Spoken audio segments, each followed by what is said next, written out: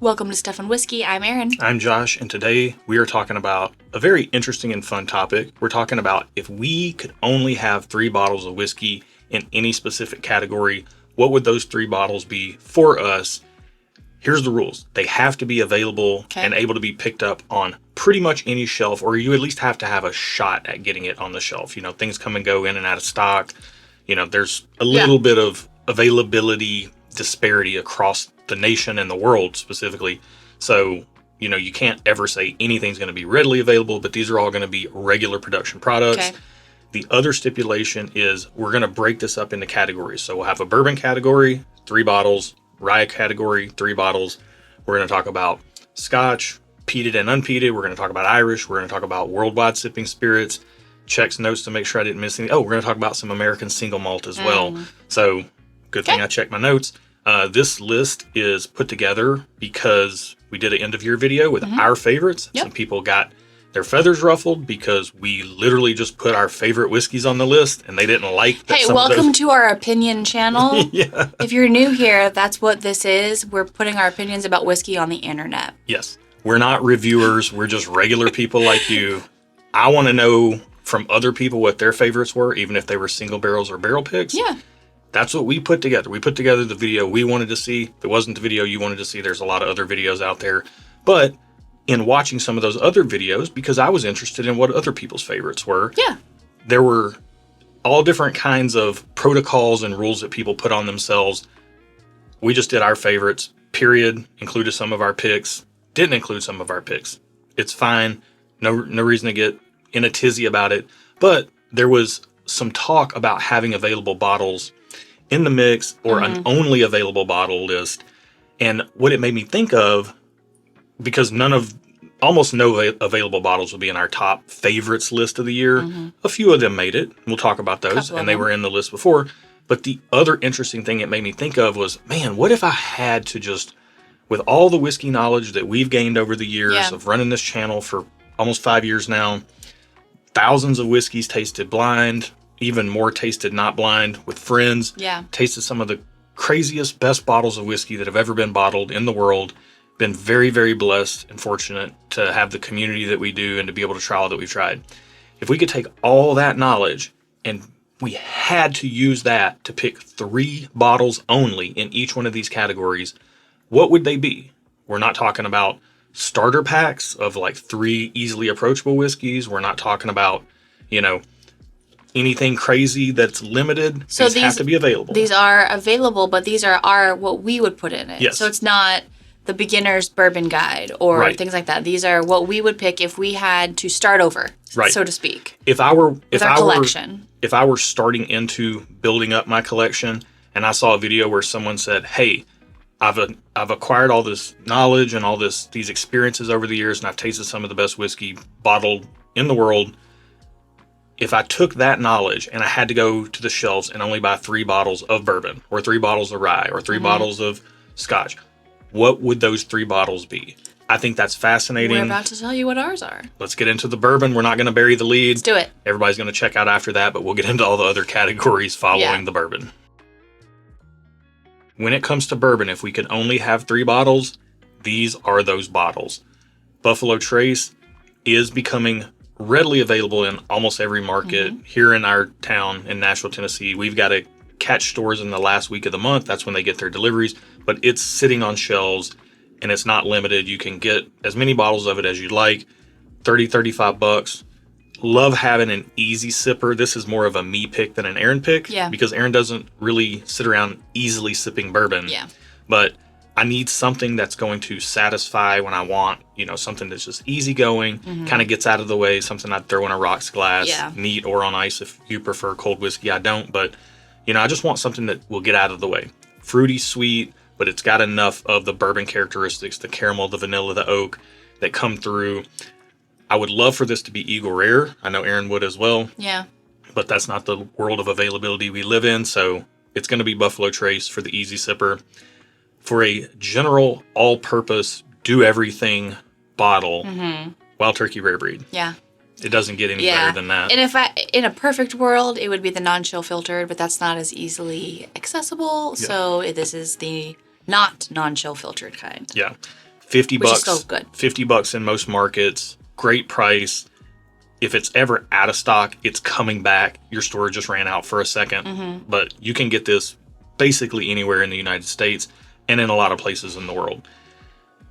You can water it down. You can put it in cocktails. You can do everything. But for bourbon purposes, it's a do-it-all. It's a workhorse bourbon. It is. And we would pick this over Wild Turkey 101. We just like it better. It's got a little bit more age. It's a little bit more well-rounded. We're willing to pay up for that. You know, we don't drink in volume. So none of these are like, we don't do a lot of mixing.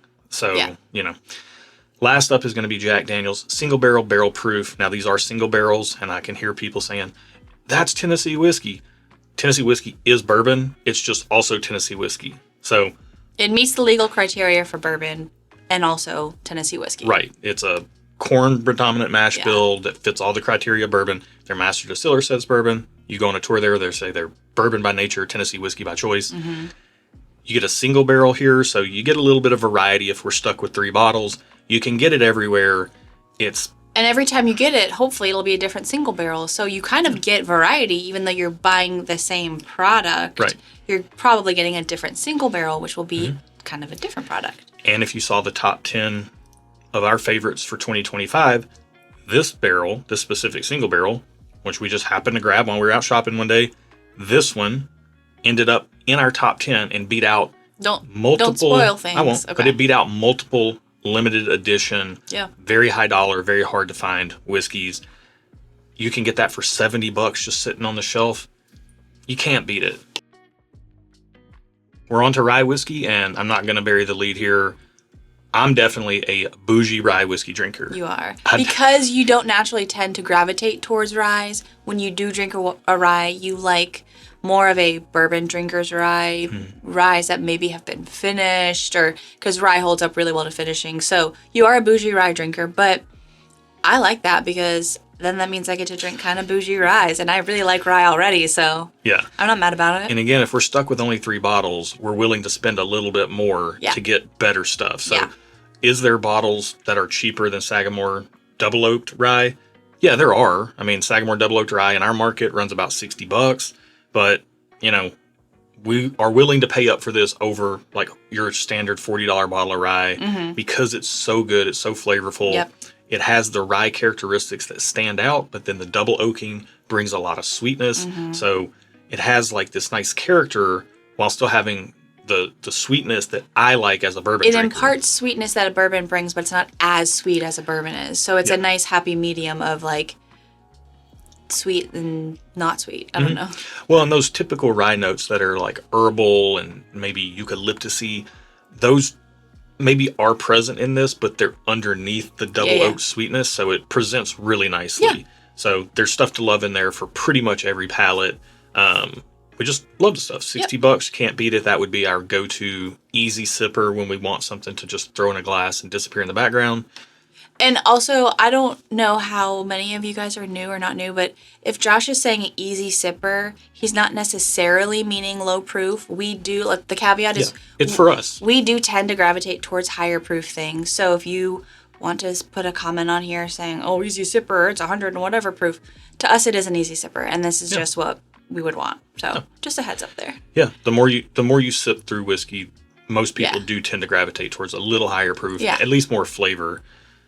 That brings it with the Sagamore. Still, Austin definitely brings it. So this is our workhorse, and you're going to see this trend through all the categories. We want something that's just kind of easygoing, baseline, but enjoyable, and we're willing to pay a little bit for it.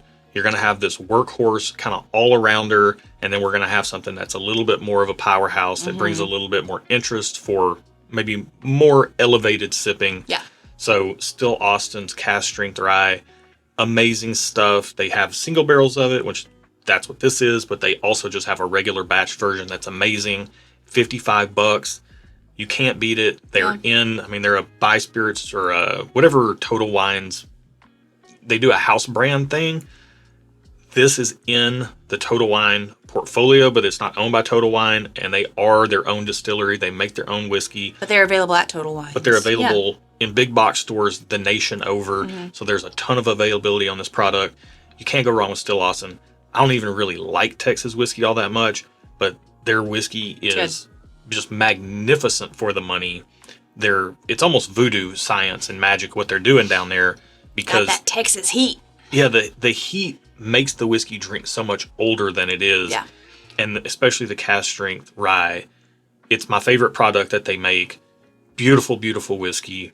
I'd put it up against a ton of ryes out there. And the proof point tends to fall. Like, this is a single barrel, so it's up there in 123. But I think the cast strength rye is like usually in the 1-teens.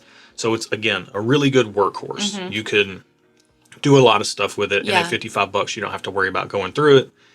And then our little bit more of a sweet treat or an elevated sipping experience, Jack Daniel's single barrel proof rye whiskey.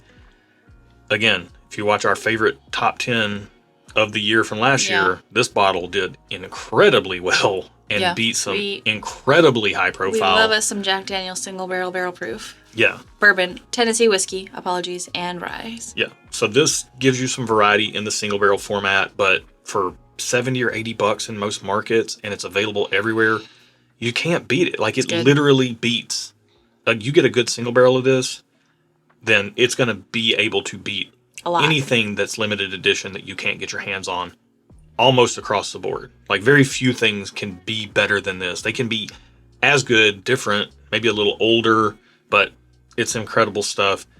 These are our 3 ryes that we would have if we could only have 3.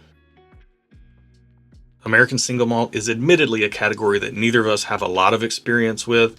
Makes it very difficult to pick favorites. We've tried a decent bit of it. There's just not a lot that we really love. Mm-hmm. A lot of it gets really chocolatey and kind of, I don't know, it's just not the profile that we tend to gravitate towards. But these are ones that we do really like. Mm-hmm. The Cedar Ridge Quintessential is an anomaly in the world of American single malt. It's fruity, it's sweet, it's got a brightness to it, but it's also got some depth and some complexity and richness. Awesome bottle. I mean, I think it's like $65 or something like that. Checks notes, $55. Okay. Not wearing my glasses. So $55 for that. Amazing. We keep it around for easy sipping all the time. For kind of a general workhorse, again, we don't really love a lot of American single malt, so we're willing to pay up a little bit more if we got to have 3 bottles of it. Yep. Westward, especially any of their finished stuff. So this one right here is the Oloroso Sherry cask finish.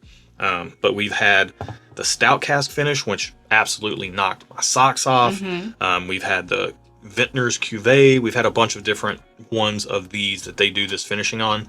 They'll run you about $90 or $100. To us, that's worth it. Really like what Westward's doing.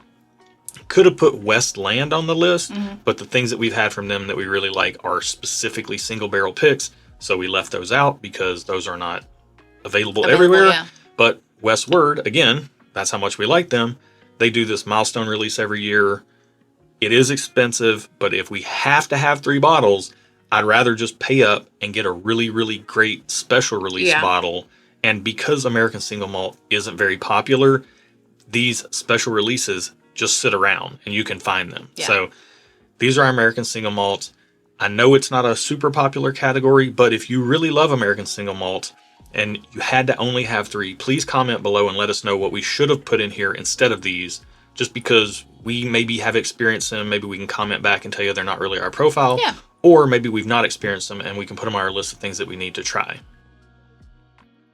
Perhaps the easiest category to pick 3 bottles in was Irish, because we like a lot of Irish, but we don't love a lot of Irish. Mm-hmm. So the bottles that we really do love, especially with value and everything, and we're not going to get into any political stuff here, but like tariffs and importing fees are just a thing that exists. And the price of Irish whiskey here in the United States has gone up dramatically. Yep. So honestly, I wouldn't even call any of these a value buy, but if we have to have 3 bottles of Irish, these are the ones we're going to get to. Powers John's Lane, the perfect baseline Irish. Mm-hmm. Matter of fact, it might be, well, Yellow Spot's our second one, but Powers John's Lane is cheaper and might even be better than Yellow Spot. Mm-hmm. So there's that. But Powers John's Lane brings a little bit more of that Irish kind of black peppery type of thing on the back of the palate, whereas Yellow Spot brings a little bit more of a fruity punch and a little bit of depth. So we like both of those things, and proof points are decent on both of these. Mm-hmm. Redbreast cask strength, though. It's a mouthful. It is. This is a mouthful of whiskey right here. It is the powerhouse of the bunch. It's good. Cask strength. Used to have a bigger age statement on it. Now they took that off. I don't know if it's still 12 years or not, but it used to have a 12-year age statement. But all these are going to run. I mean, the Redbreast is about $100. The Powers John's Lane is about 70 in our market. Or I checked Total Wine website nationwide, $70 pretty much everywhere. Yellow Spot here is up to 120. We don't love that. We liked it a lot more when it was sub $100. Yeah. But what can you do? These are our 3 Irishes. Some people will put Blue Spot here. There's a case to be made for a lot of different whiskeys in this bunch, but Irish just doesn't seem to... The most interesting things in Irish to us right now are single barrels and these kind of one-off crazy experiments. Yeah. So for regularly available stuff, it's really hard to beat these. Your money is safe. It's just a little more than we'd like to pay for all of them, but your money's still pretty safe buying these 3. If we could only have 3 bottles of unpeated scotch, it would be these 3, including the superimposed Glenlivet 12-year that you cannot see right now, because we drank all of ours and we just haven't gone and bought another one. But I will absolutely the next time at a liquor store, because it's a great value. Wait, and if it's really good baseline superimposed, scotch. they can see it. Yes. If you've put it in the frame, then we can't see it because it doesn't exist. Right. It's right here at some varying level of height. But $55, $50, it's a pretty inexpensive bottle as far as scotch goes. Speyside Scotch is kind of a very classic, fruit-forward, easy sipping profile, and I would say Glenlivet 12-year hits that right on the head. I'd also like to give a shout-out to the Curiosity Public guys, another YouTube channel. They do great, in-depth whiskey reviews. Those guys actually know what they're talking about, as opposed to us, who is only going off of experience. They actually give really good reviews. They did a 12-year lineup that had all the ones that everybody is already starting to comment on, like, what about the Glenmorangie? What about the, or Glenmorangie, or however you say it? What about the Glenfiddich? What about the Glendronach? All these different ones that everybody wants to say. Instead of Glenlivet 12, they did a blind. Glenlivet 12 beat them all. There you go. So people like to disparage Glenlivet because it's a very popular, or rather easily accessible brand. That's the whole point of this video. You can get it for a really good price. Yeah. It's really good baseline whiskey. You want to splurge, step up to the 14-year Caribbean cask, step up to the 15, step up to the 18. Do whatever you want to do. But for us, we would keep a bottle of Glenlivet 12 around. That's our kind of baseline pour. Our do-it-all that we can just enjoy anytime. Aaron Tenure. And it's not just because it is close to your name. It's not spelled the same, but it sounds the same. It's pronounced the same. This stuff right here, I could almost, like, if this would be in the running if you told me I could only have 1 bottle of whiskey for the rest of my life. So, this very caveat, we like scotch. Just put that out there, peated and unpeated. So, we're coming at it with that mindset. There is never a time that you could ask me if I wanted to pour this that I wouldn't be in the mood for it. It's fruity sweet, but it's also got enough backbone and enough depth and richness and just dimension to it to make it interesting when you want it to be. It's a little more expensive, hits in that like $70 price point in a lot of markets, $80 in our market. Love it. And then if you really want to step it up and you want something that's readily available, but you want to add a little bit of like brine into the mix, a little bit of that seaside character. A little sea salt. Rook Lottie, the classic Lottie, 50% ABV or 100 proof. It's the highest ABV on this list. It brings more flavor. It brings a little bit more funk. It brings some that brininess from Isla, where it's located, right there on it's an island, right on the sea. So you get some of that element in here, and it's a little bit more of a dirty whiskey compared to the Aaron and the Glenlivet, which are a little bit more clean, but it has a personality in spades. And in our market, it's $70. And in a lot of markets, it's right around that price point as well. Also makes a great gift bottle for people who love scotch. I mean, it's kind of cool looking too. The only thing I don't like is that you can't see the liquid in the bottle, which is a problem because it's really delicious and you really want to drink it, but you don't know when you're running out until it's too late. For peated scotch, we're playing our favorites here. These are distillery profiles that we really like, and especially when you're dealing with peated scotch, the profile of the peat and the flavors that it imparts are huge parts of the equation. Yeah, they matter. Yes, some people love Lefroy. We don't really like Lefroy, other than Carges. Some people love... I like the Nick Offerman. That's Lagavulin. Oh, it's Lagavulin. Yes. Oh. So... Okay, cool. There's a lot of different distilleries that do peat. Not all are to our taste. I really wanted to put Highland Park in here. Love Highland Park. It's going to get an honorable mention as the 12-year. But the Talisker 10-year recently just blew our socks off in a blind tasting. Easy going on the palate, but still enough complexity to have some nuance. It can disappear in the background, but the nose is phenomenal. Like you can actually love a good nose. You can just, I mean, this was the milk and honey massage from like a large Swedish woman with strong hands. Oh, that's this? Yes, that's that bottle. Okay. On the nose. On the nose. And then on the palate, it's a little more gentle Yeah. and just very, very enjoyable.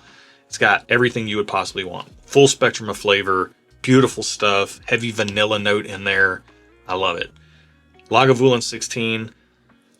To Aaron's point, we would love to put any of the Offerman editions or any of the Lagavulin special releases in here, but we can't do that because those aren't always available. Yeah. But those would be what we would buy if we could buy them. And Yeah. if you live in a market that gets a lot of those bottles and they are more available to you, replace this with those. Yeah. But this is always available, Lagavulin 16. We just love the peat profile of Lagavulin. We have to have one of their bottles in here. And we do think the 16 is worth paying up for. The age, the profile of it is just beautiful. You get the saltiness, you get the smokiness. It's got a nice fruity note in it. That 16 years kind of mellows the peat out a little bit. But when we want a real fruity note and a real big punch in peated scotch, Ardbeg Ugadale, sherry finished. We love Ardbeg. It's our favorite peat profile. It's like this kind of like a charred barbecued fruit type of note. It's so good. And then also like a campfire on the seaside in the distance. It's almost meaty and savory in a way. It's like all of those things that you just said all at once. It's so good. Yeah. If Aaron would be the one bottle of scotch, if I had to pick from those three. The unpeated. Unpeated Ugadale, if we had to pick one, this is our jam right here. But we love all three of these a ton. And this would be a perfect little 3-bottle collection for us for scotch. Our last category for this video is worldwide sipping spirits. And this was really difficult because there's some Canadian products that we really like to put in here. There's all kinds of whiskeys from all over the world that we've tried that are amazing. But if we only could pick 3, we had to have representation from these 3. Hibiki Harmony, we ran out of our bottle. Always keep a bottle of Hibiki Harmony around. It was the first whiskey that opened my eyes to all the nuances and array of flavors that you can get when you're just sipping neat and taking your time with the pour. So Hibiki Harmony, especially now that it's down to like 80 or 90 bucks in our market. Used to be like 110 or 120. Wow. Super happy to keep a bottle of that around. And it's our baseline. Like, we haven't found any Japanese whiskey that we like as much as that for less money. And we are willing to pay up for that because we like to drink good whiskey. We don't like to drink not good whiskey. Yeah. So love Hibiki Harmony. Got some Japanese representation. Penderyn Madeira cask finish. This stuff is just out of this world. Fruity sweet, big vanilla note. I love vanilla. Anytime I get like a big vanilla note in my whiskey, I love it. You like that? Welsh single malt. Crazy. It's so good though. Now, I should say that these Hibiki Harmonies pretty much everywhere, but these other two, they're going to kind of come and go. These aren't popular bottles. So stores, even if they have them, maybe they don't always keep them in stock. If you don't see these in your local retailer and they have a good Scotch and Irish selection, you can probably just ask and they can order some in if they're willing to do that for you. But Penderyn, well worth checking out. This thing impressed us in a blind tasting. It continues to impress us. We've been through a bottle. We're going through another bottle. And we don't even drink international or worldwide sipping spirits all that much very often, because of everything else we got going on. But we love this bottle every time we get it out. And last up is going to be Amrut. Anything they make, but specifically the cask strength is a favorite of ours for budget and value. We also love the intermediate sherry, the Portanova, basically just any Amrut bottle we can get our hands on. Fusion is a regular core product of theirs, and it's a little bit more of like a peated profile, and it's good too, and we do like it, but we really just like the cask strength or some of the more fruity cask finish. It can masquerade as like a cask strength Scotch. Yeah. It is in that style of whiskey, and where the Penderyn as a Welsh whiskey is kind of more in the style of those light, fruity, sweet Scotches.